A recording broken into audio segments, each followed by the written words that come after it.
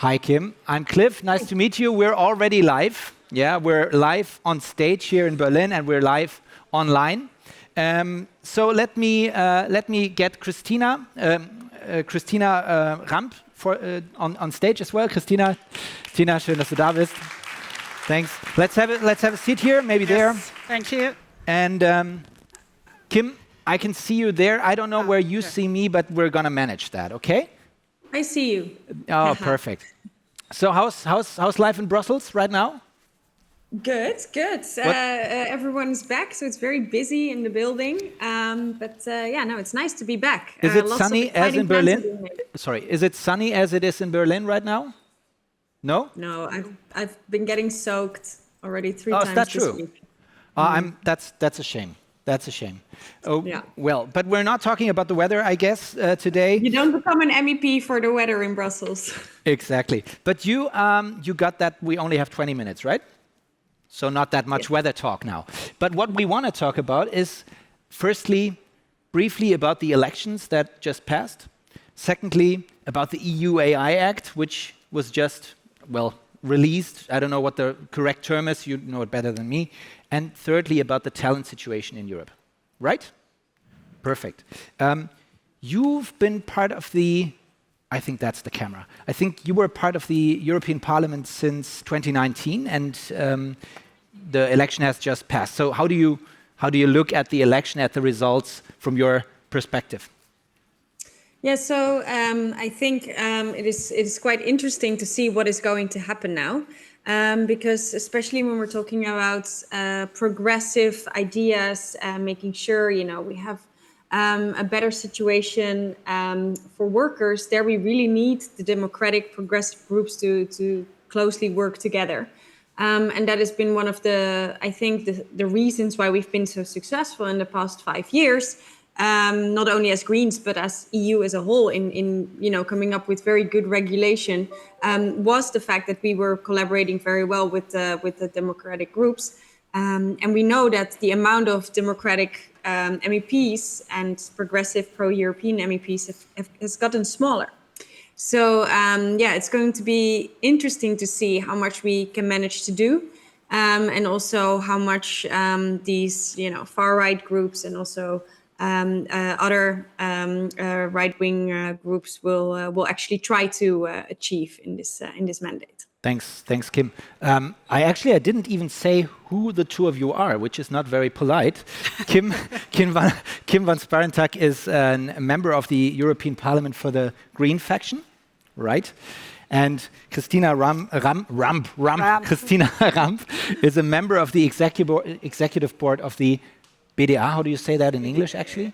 The BDA. The BDA. We call it the BDA. Okay, anyway, so Christina is part of the executive team and the BDA. So from the BDA's perspective, how do you look at the election results? I think it's hello, Kim, nice to meet you first. Hello, there. I think it's quite similar. The outcome of the European election is clear. There is a clear signal that says it has to change. So for us, the positive thing and the good news, we have still a pro-European democratic center, strong democratic center, and that's good. We have this right wing, stronger right wing, and for now there's a clear mandate to the center to change things, to shape the European Union quite different than it was before, and to enforce competition and competitiveness, to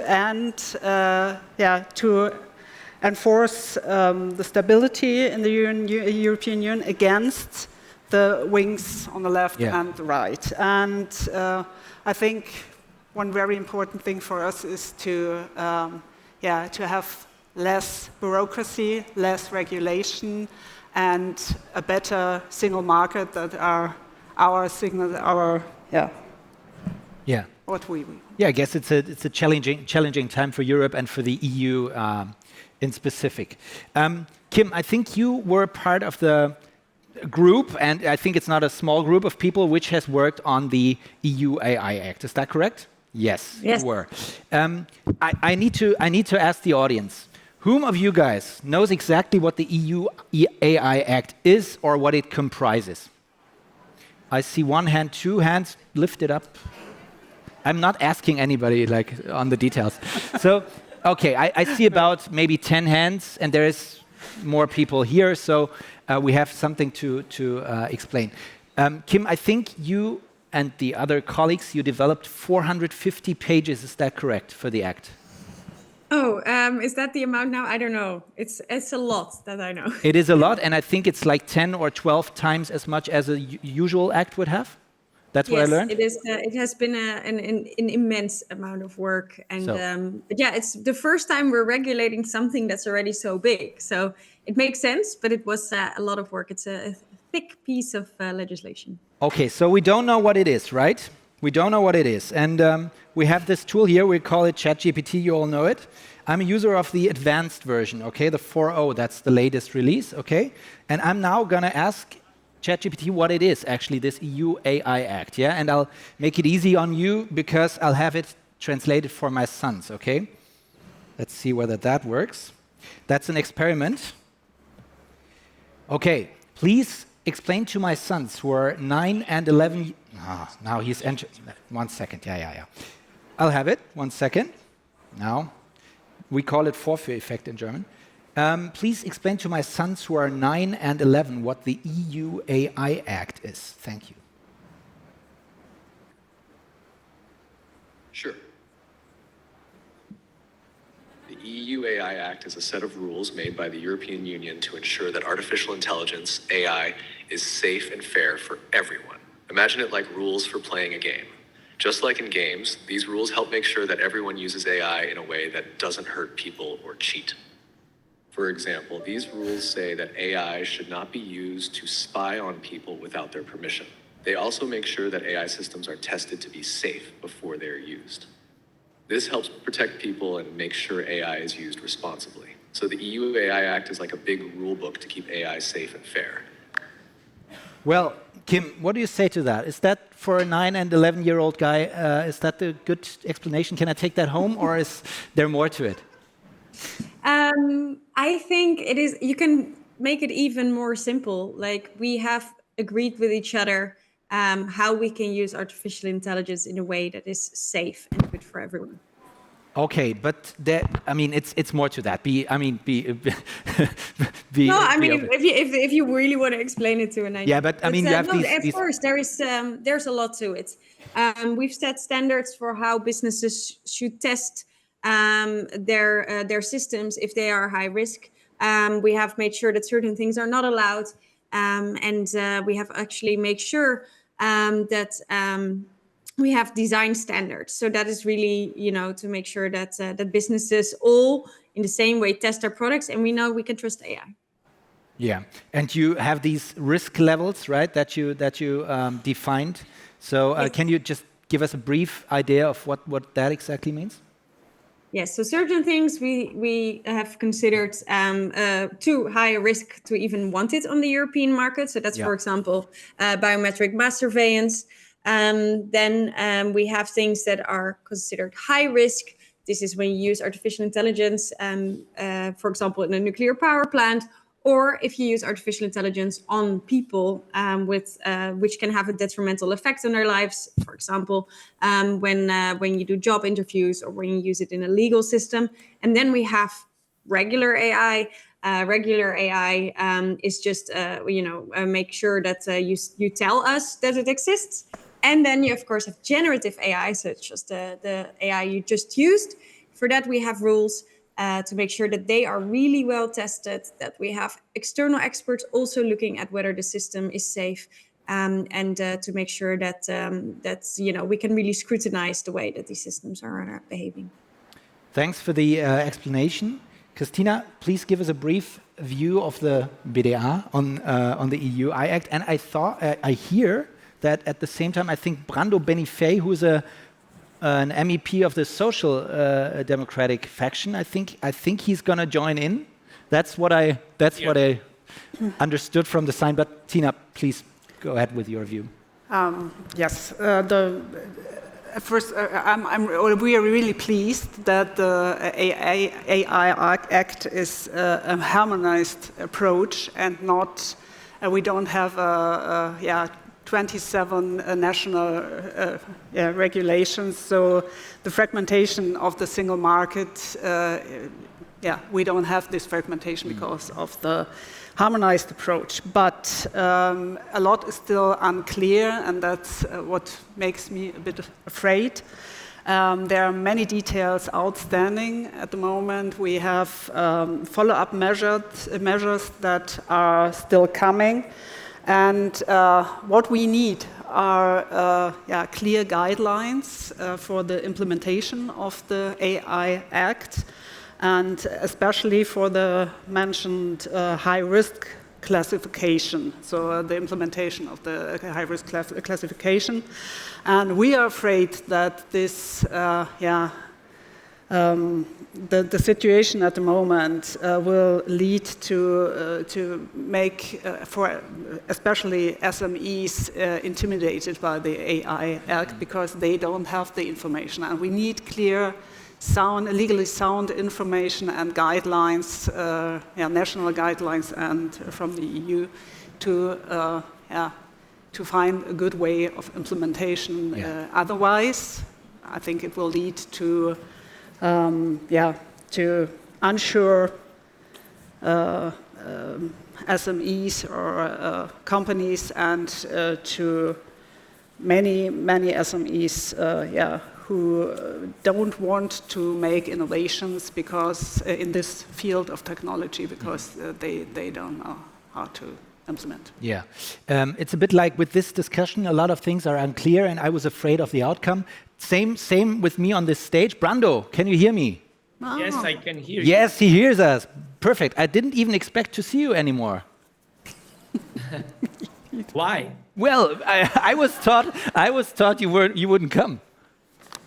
It was an error. Sometimes in life we have surprises. Yes, that's especially in Brussels.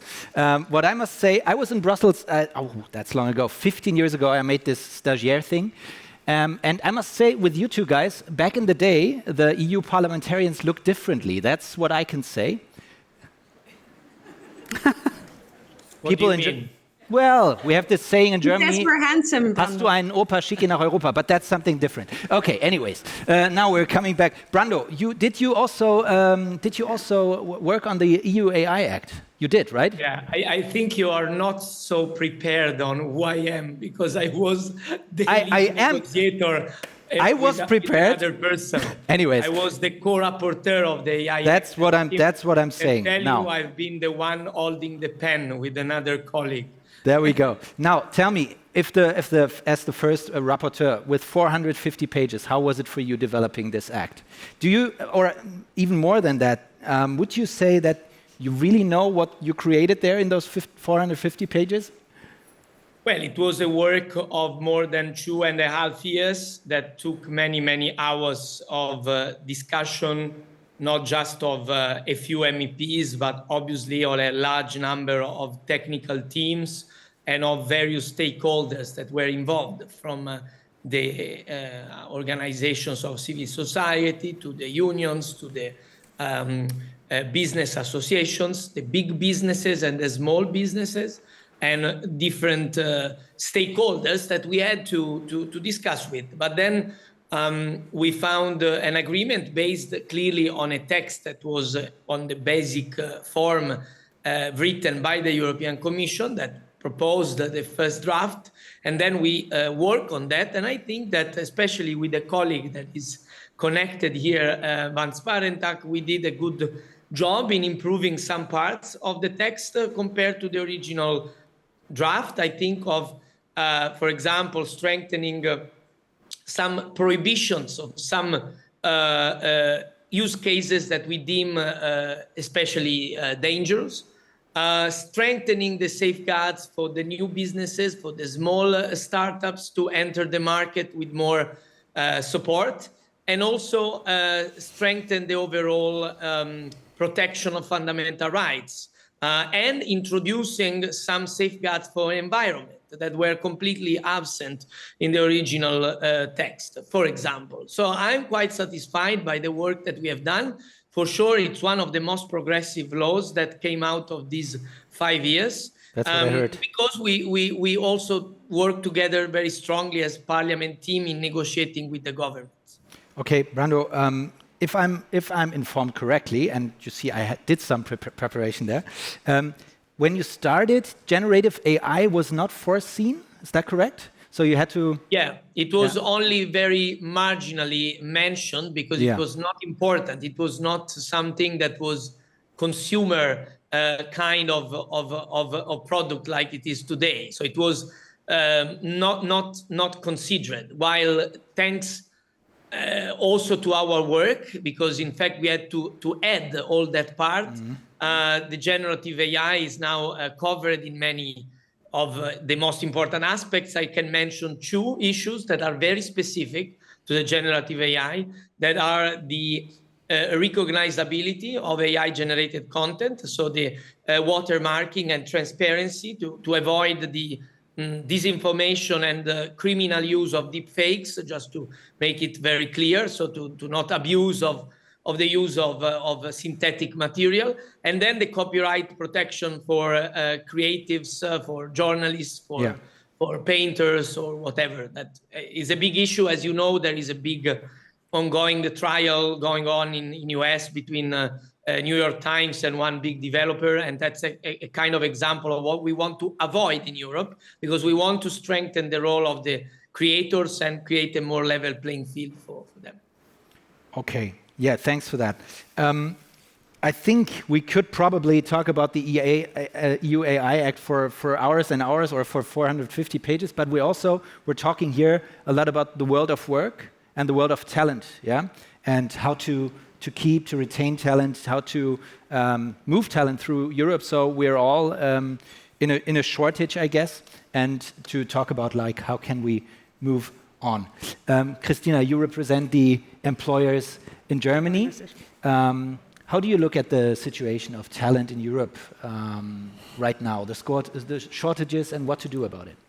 Yes, we all know that Europe's future depends on skilled hands and workers, and we all know that securing skilled workers is one of the top priorities of the European Union and the member states of the European Union.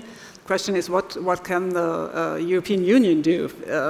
One thing is to encourage member states to do their job, especially for workers from abroad, to make the entrance to the European easier, and they can encourage member states to simplify and accelerate the procedures to come into the member states and the European Union.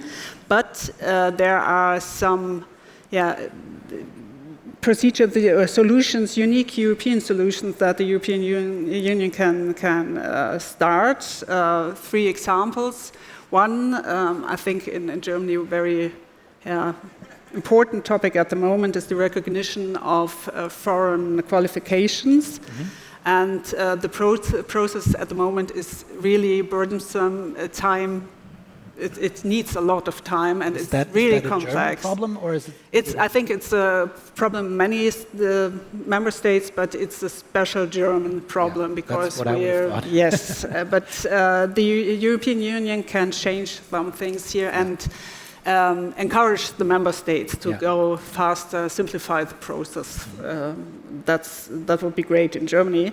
The other way would be to create a special EU visa for founders, especially I take a startup visa. So if I bring a startup to Europe, then it should be easier to get a visa. Yes, that would be great. So to bring founders to Europe would be a very important thing for us. Yeah, see that. And the last thing, third, would be to have a really well-designed talent pool to attract, to make the European Union more attractive for workers from abroad to come to the European Union. How would the talent pool, how would that function?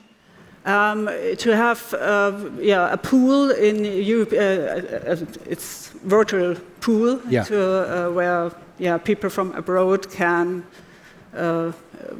get their application, and the employers in the European Union can find them easily. So basically, it's not that easy. It sounds very easy, but we have, for example, the federal, the BA in Germany, the employers, the employment services, and they need to find easy ways to get these talent pools implemented in their systems. So it sounds easier than it is, but I think it's really important that it is well designed to get people, get a pool of people who want to come to the European Union. And it could help to encourage the member states to get easier ways. Yeah. Kim, how do you look at the idea of the talent pool? I think that's one thing we can do. I think the most important thing we need right now in Europe is legal migration routes. So making sure that we can actually give people work and get them to Europe safely, I think is a very good idea. And I also think that it's important that we continue having people. Because, for example, right now in the Netherlands, we're having discussions in our new government, and they have been saying that AI can replace a lot of care workers and people working for the governments. And I think it's very important we still have people. So that's not a bad idea. You're very engaged in workers' rights and labor rights, I assume. I am, absolutely. Yeah. Yeah, it's important. It's something that I guess the EU can also enforce. Yes, so it's one of the things I've been working on is also making sure that we still stay human, and we make sure that AI is used in a way that actually alleviates workers from boring, annoying tasks. Of course, the dream is to make sure that people are not replaced by AI, but that they don't have to do the boring stuff anymore. We all go to a 4-day work week and we share the profits. That's what we want to see. Not having a few monopolies profiting from the AI revolution, but everyone. And I think that's what we should go for. Exactly. Brando, I saw you smile there when the 4-day work week was introduced. You're a social democrat. I saw a social democratic smile there.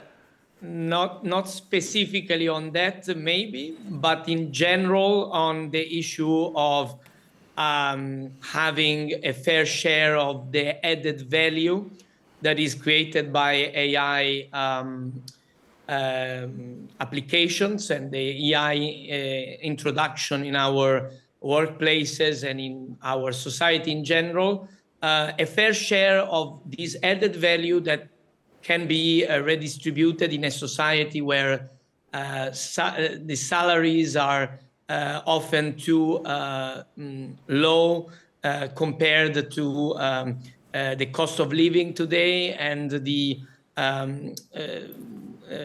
need for more social equality. We do not want AI to enlarge inequalities, but maybe being able to create more equal societies. Thank you. Kim, I think I read something that you said we need to reclaim the digital revolution. I don't know whether that's the correct translation I'm using here, but could you illuminate what you meant there? Yes, so I think what is important, we have become a way more digitized world, and in the end, if we really look at it, it's just a few corporations that are ruling that. We have Google that basically decides who gets to be seen online. We have Facebook that decides whether which conspiracy theory we're discussing at birthday parties. We have Instagram that decides what we wear, and we have TikTok what decides that what we listen to. And I think it is very important that we realize that we just have a very few amount of monopolies that are also not made in Europe, that are deciding everything. And on top of that, right now, if you really look at the clouds we have and the data centers we have, that is 2 corporations, not European either. We have Amazon and we have Microsoft, and they're becoming total monopolies. And I think we have to be very careful with that. And I really think we should reclaim, the digital realm, which has brought us many very good and positive things from this hyper-capitalist corporations, and make sure that it becomes a public and service-oriented thing again, rather than just a profit-making machines without, actually looking at what the added value is of the digital revolution. Yeah. The most talented people we have in the world are working for corporations that try to become better at selling us stuff and making better ads. We could also try to, make sure we have fewer diseases and find solutions for that. Thanks for the position. That sounds like you would argue for more regulation here and there. Christina, now your take, please.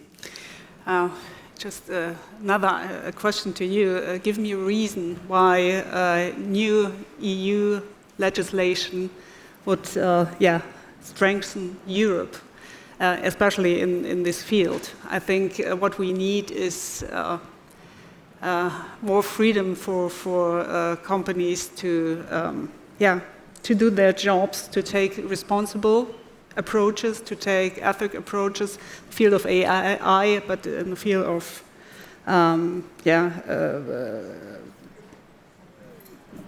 skills shortages, solutions. And I think what we need is no more debates on risks, but on the question how we can explore the value of AI, for example, to get back to our topic, or to talk about use cases and talk about good practice and how we can strengthen new technologies and get to more benefits from AI, for example. Well, it's democracy. We're sharing arguments, I guess. It's tough to debate, to go into a deep debate here. Brando, your take on this? More regulation? Yes. Of course. Not really. Not really, no. No, because the AI Act only concentrates on the real high-risk applications. It doesn't entail the whole of AI.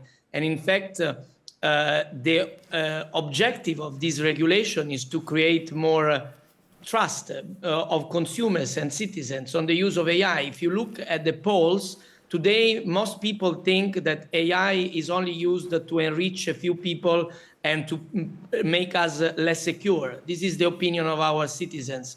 And we do not think that. We think that AI can really improve our societies and not just create more division. And to do that, however, we need to have clear rules on the most risky use cases, which are only a portion. The majority of AI users are not affected by AI Act.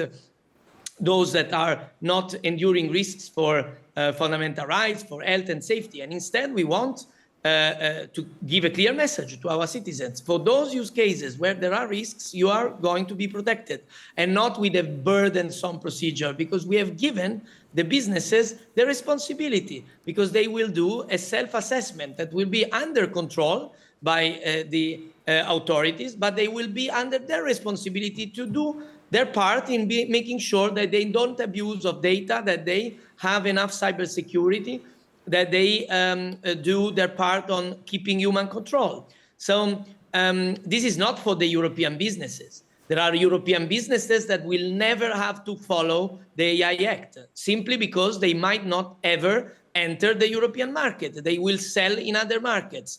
The AI Act applies to all businesses or public authorities in the world that act in the European market.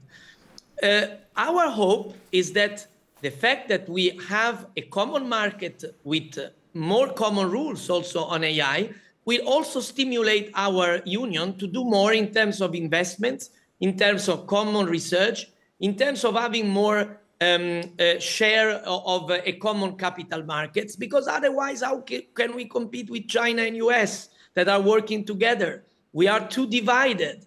How can we compete with them if we are doing each of us, even the most powerful countries? I mean, Germany and Italy, the biggest manufacturing powerhouses of Europe. How can we do that, an industrial policy on AI, if we are alone, if we are separated? I think the idea of the common rules is also to build more common policies also on the industrial policy, on the investment side, to compete on the same footing with the big players, China and US, but not only them.